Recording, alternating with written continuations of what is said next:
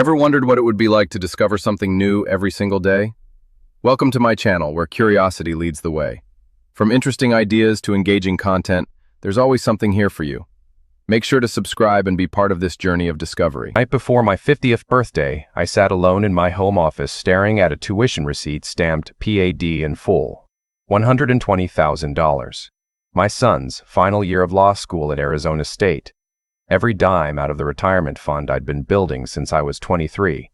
Then I slid on my headphones, hit play on a recording from the Ring camera bolted to my own backyard pergola, and listened to my only child walk my wife through the logistics of committing adultery without leaving a paper trail. Let me back up, because the shape of my life before that evening looked ordinary from the outside, and that's part of what made the knife go so deep.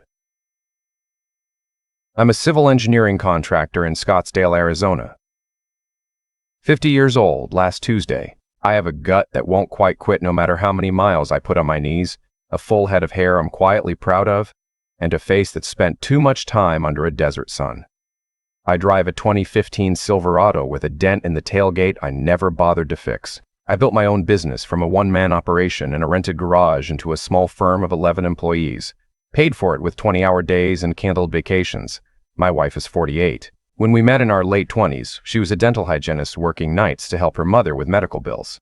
I admired that. A year into our marriage, she asked if she could quit to go back to school. I said yes. 5 years later, she asked if she could stop chasing credentials and teach yoga part-time at a boutique studio in Old Town. I said yes. When our son turned 15 and she said she wanted to cut back to 2 classes a week because the commute is exhausting, I said yes. She has not held a full-time job in 21 years. She drives a white BMW X5 I leased for her 2 birthdays ago. She has a closet I built with my own hands that runs 9 feet deep. I'm not complaining. I'm establishing. My son is 22. He's our only child. Smart, charming, good-looking in a Ralph Lauren catalog sort of way. He graduated from Arizona State's honors program 3 years ago and walked straight into law school because that was the plan we'd made around our kitchen table when he was 16. He'd lived at home through undergrad, lived at home through law school, drove a Tesla Model 3 I co-signed for, used credit cards I paid off every month, never held a summer job because, in his mother's words, he needs to focus. And then there's the neighbor couple, because every story like this has a neighbor couple. Because every story like this has a neighbor couple. Hank and Margaret, retirees on our west fence line. Hank has a bad back and a Navy pension and the sharpest eyes on the block. Margaret bakes. They've been married 51 years and neither of them has ever pretended to like my wife. A little more than 6 months ago, my wife asked if we were still adventurous together. I remember the moment clearly because I was eating a turkey sandwich at the kitchen island and she was standing in leggings with a green smoothie and the question landed like a stray frisbee. I said I thought we were fine. I said if she wanted something different, all she had to do was tell me. She said she was just checking in. She smiled a small, tight smile and went to yoga. 3 weeks later, she switched gyms. A new place, 25 minutes across town, because the instructors at the old studio had gotten stale. She came home later. She started wearing a perfume I didn't recognize. She also started dropping a particular name in conversation, the way people do when they're trying to normalize somebody before you meet them. Derek. Derek says this. Derek thinks that. Derek used to train pro athletes. I nodded. I'm an engineer. I noticed. What I didn't do was jump to conclusions. I've seen too many guys torture good marriage over a paranoid hunch. I told myself she was entitled to have a trainer whose name came up at dinner. I told myself she was an adult, and I was an adult, and I was an adult. An accusation without evidence was an ugly way to love somebody. Then, on a Thursday afternoon in late April, I came home early from a site inspection in Chandler because a soil test had gone sideways and there was nothing for me to do until the lab report came back. My truck was dead quiet. I pulled into the driveway and because the AC in the truck was acting up, I walked around to the backyard instead of the front to check the pool skimmer. The sliding door to the patio was cracked open. Voices drifted through. My wife and my son, sitting on the patio set, an iced tea between them, my boy laughing with his mother the way he hadn't laughed with me in 3 years. Mom. Mom. Mom. Listen, if you're going to do this, you have to stop using your phone for it. I'm not using my phone. You are. I saw the Marriott confirmation in your inbox last weekend when I borrowed your laptop. You left Gmail open, which, by the way, don't. Dad doesn't snoop, but he's not an idiot. You have to start using burner email. Set one up on Proton Mail. Takes 2 minutes. I'll do it for you tonight. I did not move. I did not breathe. I did not exist. Derek has a condo in Tempe, my son continued. Use that. Don't do hotels on joint cards. Pay cash or use the Amex I set up for my law school stipend account. Dad doesn't look at that one. Your father would never, Mom. He's not going to, but if he ever did, he'd find it. You have to think like a defense attorney, okay? Assume the other side gets your records. Always assume.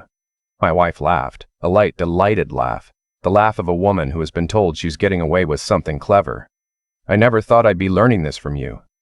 Mom, you deserve to be happy, my son said, and I could hear him smile. Dad is a great guy. He is. But he's 49 years old. He reads nonfiction on Saturday nights, and he hasn't surprised you in a decade. Derek makes you light up. I can see it. Sally noticed it at Easter. You haven't looked like this since I was in middle school. You earned this. Just be smart about it. There was a long pause. I heard ice cubes clink.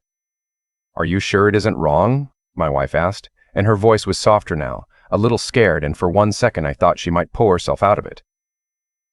It's not wrong if he never knows, my son said, and he is never going to know. I've got your back, Mom. I promise. I stood on the brick path behind the azalea bushes and felt my hands start to shake. Not from fear, from a kind of clean, cold hatred I had never felt before in my life. My son. My boy. The kid I had taught to ride a bike in a cul-de-sac in Gilbert. The kid whose braces cost $6,000 and whose law school I was paying off in real time. The kid I had, just 2 weeks earlier, handed a check for a Barbie prep course with a note that said, "So proud of you." He wasn't just complicit. He was the architect. He was coaching her. He was the reason she hadn't been caught. He was scheming against me in my own backyard with an iced tea in his hand. I backed out of the yard as quietly as I had come in. I got in my truck.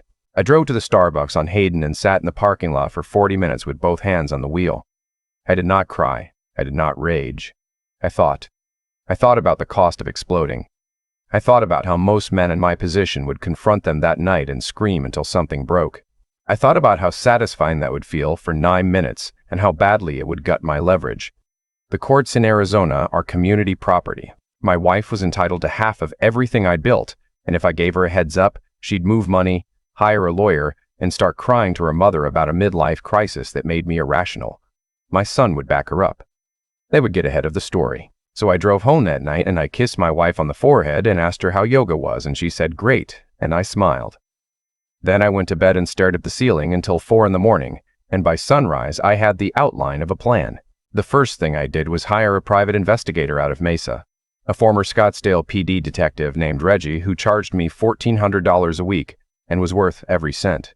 Within 9 days he had photographs, timestamps, and hotel receipts. My wife had been sleeping with her trainer for 7 months. 7 months. The second thing I did was move money. Quietly. Legally. I talked to my accountant and my attorney in the same afternoon and set up a separate LLC for my firm's receivables going forward. I didn't hide marital assets. I'm not a thief. I just made sure that everything going forward had a clean paper trail that couldn't be blurred. I pulled my retirement contributions into a rollover account my wife couldn't touch without a subpoena. I paid off my truck. I put the home equity line into a frozen status. The third thing I did was install 2 more cameras in the backyard. I was done being surprised in my own home. The fourth thing I did was the hardest. I sat in my home office and I thought about my son. And I made a decision that I want you to understand, because some of you will judge it, and some of you will nod. My son was 22. He was a legal adult. He had chosen, with full capacity, to help his mother destroy our family. He had chosen, with full capacity, to use my money to set up a cover-up against me. He was not a child in over his head. He was a man who had weighed the math and decided I was the one who was disposable. So I treated him like a man. I hired a woman. I want to be clear because some commenters get weird about this. She was a licensed, vetted professional from a referral agency my attorney has used in the corporate world for what they politely call integrity testing. She was paid a flat fee for a single encounter. She consented to everything, And there was nothing about the arrangement that was illegal in Arizona or anywhere else. I'm an engineer. I don't freelance on illegal stuff. Her name, for the purposes of this story, was Monica. Monica was 29, a brunette, a former corporate paralegal, and extremely good at her job. My son was engaged, by the way, to a sweet, hard-working young woman in her second year of medical school at the University of Arizona. I'll call her Jess. Jess and my son had been dating since they were 19. Jess had told my wife in front of me that she wanted 4 children. Jess called me Mr. H. Monica, approached my son at a bar in Tempe 2 weeks before my birthday. She was a law school alum, she said, in town for a deposition. She bought him a drink. He bought her too. At 10:47 p.m., he texted Jess that he was crashing at a study group. At 11:22, he was at Monica's hotel. Monica had 2 cameras running. I paid her in full. I have never watched the footage. I didn't need to. The timestamps, the hotel, the text messages Reggie pulled, the door card log, that was all I needed. The birthday party was at a resort in Paradise Valley with a view of Camelback Mountain. My wife had been planning it for 4 months. 32 guests. Both sets of parents, my siblings, her sister and brother-in-law, a few of my longtime employees, Jess, my son, and a string quartet my wife had hired because, her words, 50 deserves elegance. She'd bought a navy dress. She'd gotten her hair done. She looked radiant. And when I put my hand on the small of her back to walk in, I could feel her vibrate with nervous pride. She really did think she had gotten away with it. She really did think we were about to start a gentler decade of our marriage. Part of me, the small, rotting part, felt sorry for her. I gave the toast at 9:17 p.m. I remember the time because I'd rehearsed the timing against the catering schedule. Dinner plates cleared. Champagne poured. No dessert yet. Servers pulled to the back of the room per my earlier tip to the banquet captain. I stood up. I thanked everyone for coming. I thanked my mother, who was 74 and still teaches Sunday school, for flying in from Tulsa. I thanked my father-in-law, who has always been decent to me, for making the drive from Sedona. Then I clicked a remote in my left hand and the projector my wife had rented for a slideshow of family memories. A slideshow I had quietly replaced with my own file, threw an image up on the wall behind me. It was a photograph of my wife in a hotel lobby, in sunglasses, at 2:13 p.m. on a Wednesday with her trainer's hand on her waist. The next slide was the hotel receipt. The next slide was her trainer's cell phone bill. The next slide was a Google Maps timeline of her yoga mat's location for the past 90 days. I had put the presentation together myself. Engineers enjoy this sort of thing. The room stopped breathing. My mother-in-law made a sound like she had stepped on a nail. My wife's face went the color of a hospital sheet. My son turned toward her with his mouth open and his eyes confused because for about 4 seconds he thought I had only caught the mother. Then I clicked the remote again, and the next slide was a still frame from Monica's hotel room. My son's face, clear as day, in the hallway at 11:22 p.m. I did not say anything. I did not have to. Jess stood up at table 3, and her water glass fell over, and she said my son's name once, the way you say somebody's name when you're asking a question with no answer. He did not look at her. He looked at me. And then, because he is his mother's son, he looked at his mother. I have one more thing to say, I said. Into the microphone I did not actually need because the room was dead silent. I pulled out my phone. I pressed play on the audio recording from the Ring camera, and my son's voice filled the resort ballroom, clear and crisp and patient, coaching his mother through the mechanics of cheating on me. Everyone heard the line about the Marriott. Everyone heard the line about the Amex. Everyone, including my mother, heard and tell my wife she deserved it. When the recording ended, I set my phone down. I unfolded 2 envelopes from my inside jacket pocket. I walked around the head table to my wife. I put the first envelope in front of her. I said, "Clearly, you've been served." I walked to my son. I put the second envelope in front of him.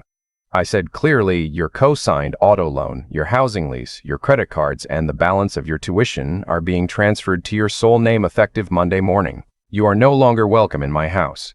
Jess, sweetheart, I'm so sorry. The relevant files are being emailed to you as we speak. You deserve better, and I hope you find it." Jess was already walking out. I watched her go. My heart broke a little at that part. It still does. The next 45 minutes happened in a kind of slow motion. My sister-in-law tried to slap my wife. My brother had to physically hold my son back from coming at me over the table. My father-in-law, bless him, stood up and said to the room, Daniel has my full support, and I have some apologizing of my own to do to him tonight." My mother-in-law was not, at that moment, speaking to anybody. The resort staff, at my earlier request, had already gathered my wife's and my son's belongings from the suites I had booked them. 2 black Uber SUVs were waiting at the front entrance. I paid for both rides. I had prepaid, in fact, one to my mother-in-law's house, and one, as a small piece of poetry, to the address of my wife's trainer. I went home that night to an empty house. I cleaned up the kitchen. I sat on the back patio with a bourbon, and I listened to a pack of coyotes crying in the wash. I did not feel triumph. I did not feel peace.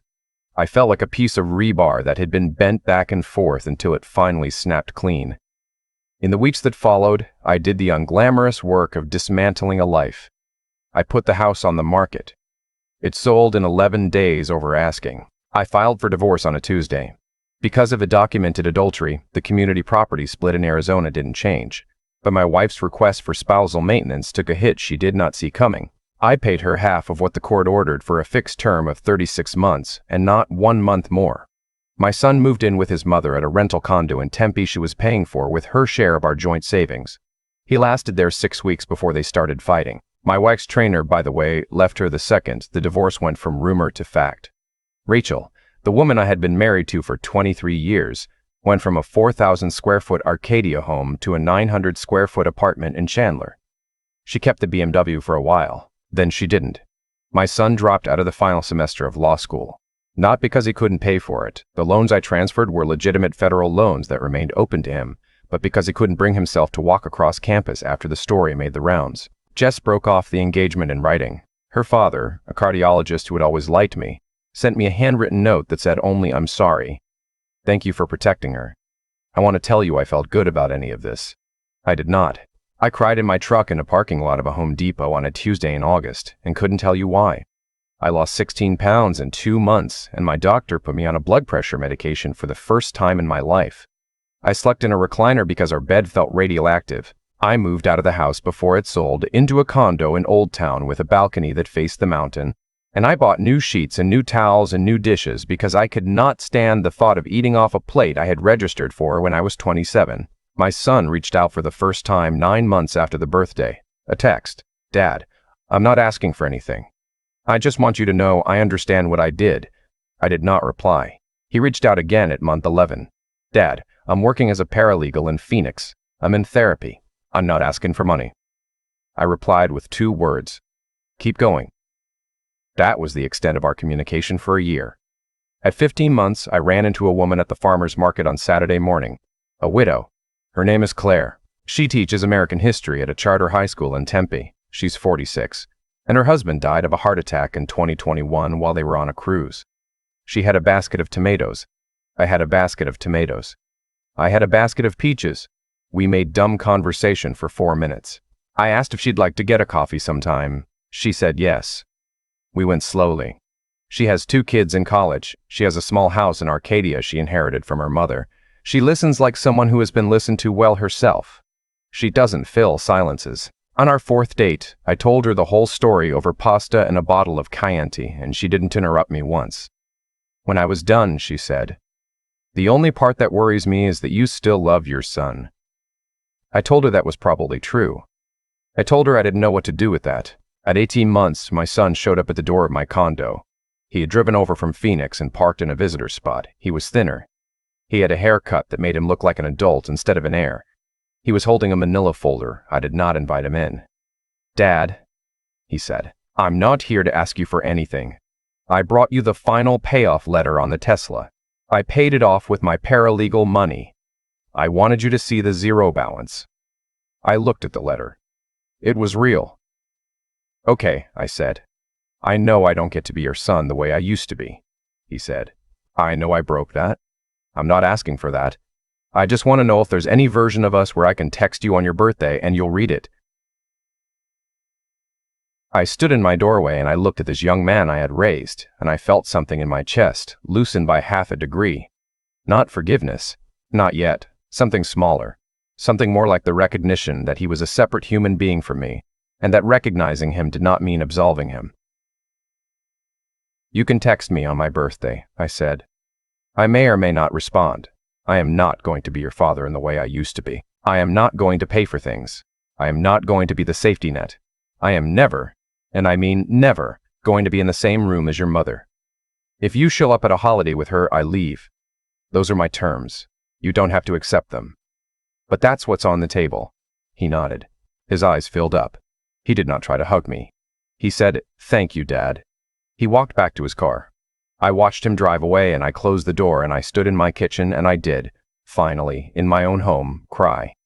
Claire and I got engaged at 24 months. Nothing dramatic, no proposal on a mountain, just a Saturday morning on her patio with a French press between us. She said, "I think I want to marry you." I said, "I think I want that too. We're planning a small wedding in the spring.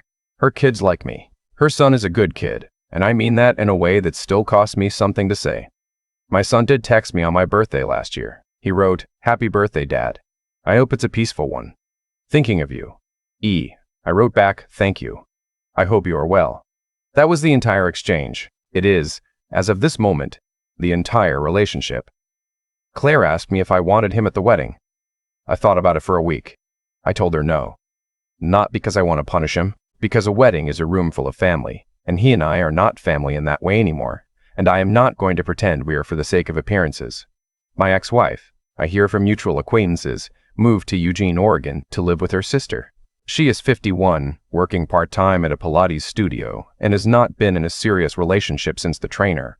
My mother-in-law, to her enormous credit, still sends me a Christmas card every year, signed, "With love and regret." I send one back. I like that woman. I still do. People ask me sometimes if I regret how hard I came down, if I wish I had handled the birthday differently, if I wish I had protected my son from his own choices. The honest answer is that I wish none of it had happened, and I do not wish I had done any of it differently. He was 22 years old. He was not a child. He helped the woman who nursed me through pneumonia in our 30s plan a long-running affair against me, and he did it with a light heart and an iced tea in his hand. A father's love does not require a father to be a fool. What I have now is not what I had. It is quieter. It is smaller. It is a condo with a good balcony and a fiancé who laughs at my jokes, and a business I still run, and a truck that still has the dent in the tailgate. I got my 50th birthday back, in a way. I'll be 50th too in the spring. Claire and I are going to Santa Fe for the weekend to celebrate. I already bought the tickets, and if my son texts me, I will read it, and I might write back. And that, for now, is all I have to give him, and all I owe him, and all I'm willing to spend of the years I have left.